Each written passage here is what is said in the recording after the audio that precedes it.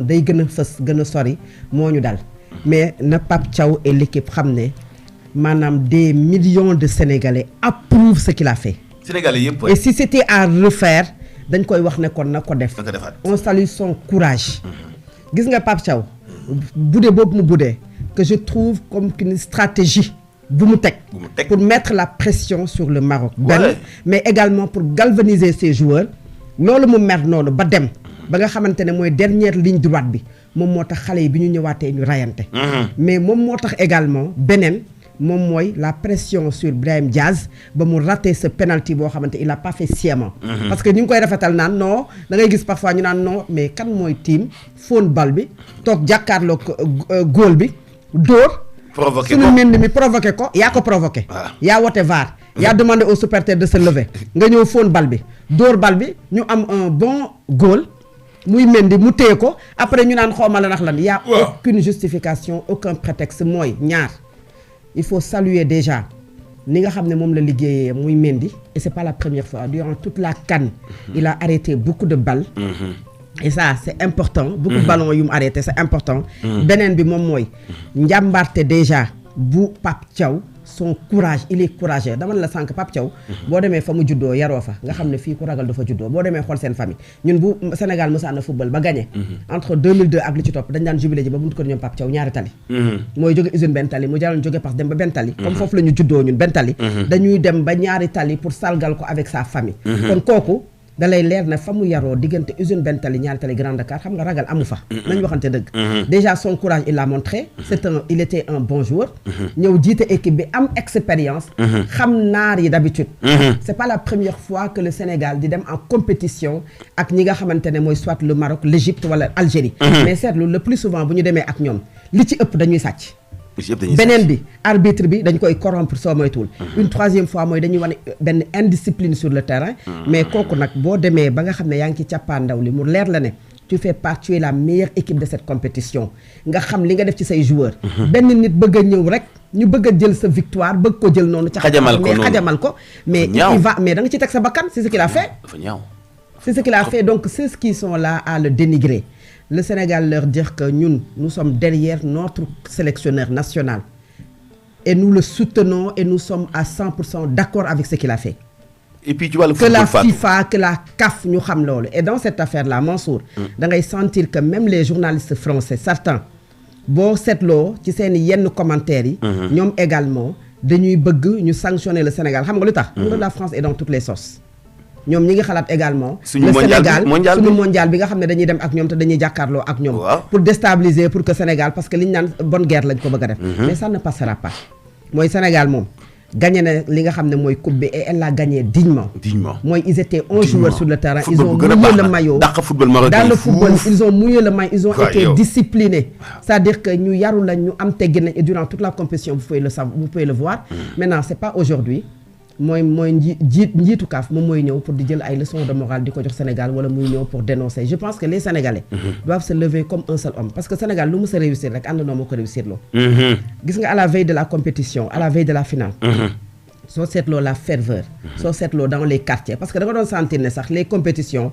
sénégalais yi dañuy tàmm parfois sax seen yi am nañ confiance certes mais du ñu bëgg a yaakaar de trop mais boo gisee bi ñu demee finale nga dugg ci quartier yi Mansour ñëpp a peinture verte jaune rouge ñëpp a àndandoo nekk benn ñëpp a taf seen ay drapeaux quartier bu mu ci mënti doon les jeunes se sont mobilisés avec leurs maigres moyens pour dem di peinture pour jënd di defar loolu c'est l'union union boobu ça a payé cette union doit continuer derrière le sélectionneur national soyez unis derrière lui gis nga benn nit yooyu nga xam ne dañuy dem ci ay plateaux de télé tout simplement parce que am nañu seen contentieux bu ñu différé lu leen mere woon ci Pape Thiaw ñu différé ko ñenn ñi peut-être bëggoon nañu dem mujj ñu dem ils n'ont pas été choisis pour jiite li nga xam ne mooy la fédération ñeneen ñi bokkuñu ci comme maanaam groupe ba nga xam ne ñoo war nekk fédération ñeneen ñi am na lu ñu bëgg te amuñu ko sénégalais jàpp na ne ñenn ñi bokk je dis pas tout le monde mais certaines personnes je dis même pas Sénégal certaines personnes pensent que lu ñu bokkul baaxul ñooñu ils ont un problème qu'ils diffèrent ci ki nga xam ne moom mooy Pape Thiaw que ñi nga xamante ne mooy sénégalais yi ànd ak Pape Thiaw parce que grâce à lui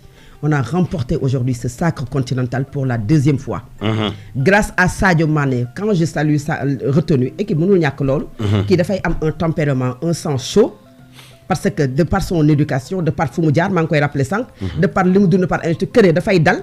et ñaar yooyu boo ko dulier mais ça paye Sadio Mané retenu wam ak conseil bi mu demandé nee na surtout à Claude Leroy et d'autres personnes ont permis aujourd'hui à El Hadji Diouf et autres ont permis aujourd'hui au Sénégal de remporter ce sacre qu'il mérite et qu'il a mérité et les Sénégalais vont fêter ça. CAF na nga xam loolu. S'il faut te parler en anglais nous allons le faire pour que tu comprennes que ne on n'a rien à reprocher aujourd'hui à notre sélectionneur national qui est Pape Thiaw. Il est courageux, il est méritant et le Sénégal est champion d'Afrique pour une deuxième fois que ngeen bëgg ko ngeen bañ ko. et puis gis nga Fatou. l'attaque finale bi toutes les télévisions alaaji françaises yi nga xam dañu doon jàngat wala ñi ci ëpp bokk ñoom waxoon nañu clairement ni match bi dina am problème arbitrage. parce que bu dee ci wàllu football Sénégal moo ëpp niveau. mais marocains yi est-ce que dina am lu mu leen dul jaral pour ñu mën a jël coupe bi. ba ci wàllu arbitrage donc mun na am corruption mun na am yëpp donc lii nii même tubaab yi nga xam tey ñooy ñaawal ndamu Sénégal yi. c'est ça ñoom gisaloon nañu seen bopp ni forcément final bi dina am problème arbitrage. c'est ça man nag li ma ci jàngat mooy. donc nitu africain ba léegi muccagul kon ci ñu mën ko corrompre. surtout ça. arbitre bi muccaguñu kon tey ci ni toujours mun nañu jaay ñoom seen po mun nañu jaay seen honneur et puis arbitre boobu du mooy kii mieux placé pour sa arbitrer matchu final bi benn parce que ni ko amee duñ ci ñëw sànq ci penalty yi nga xam ne xañ nañu ko Nigéria xañ nañu ko Cameroun toujours dafa am ay arbitres yoo xamante ni ñoom li ñuy gis kese. mooy Maroc gañ ñoo xam nag lu ñu daalante woon mais Sénégal nag itam par exemple kii nii journaliste bi nii journaliste RTL bi dafa teeloon a annoncé si ni Sénégal mënoo fexe ba du am problème arbitrage kon kay yëf yi bettuñu kon kay Pape Thiaw moom moralement waajaloon na boppam bien sûr léegi nag joueurs yi ni ñuy def ñiy dugg ci biir ñiy des ci biti am na ñuy wax sax ñu ma dégg sax ñu naan arbitre bi ci jamono jooju mënoon na jël décision jeexal match bi. jox victoire Maroc parce que Sénégal dafa abandonné. am na sax Sénégal yi wax loolu mais alaaj loolu moo gën a graaw nu nit mën a xalaate tey. c'est une minorité de. pertement au Sénégal ci CAN bi ak CAN bi tey li mu ñu indil ci honneur ci sac. ak suñu niveau football fi mu toll tey. kenn du ko nangu. c'est dommage quoi. ouais. match Brésil Argentine pour ñi nekk fii di wax naan Sénégal. arbitre bi dafa waroon jaare tas match bi parce que lii ak lii. waaw na xoolal yuuxoo nañ fi jour.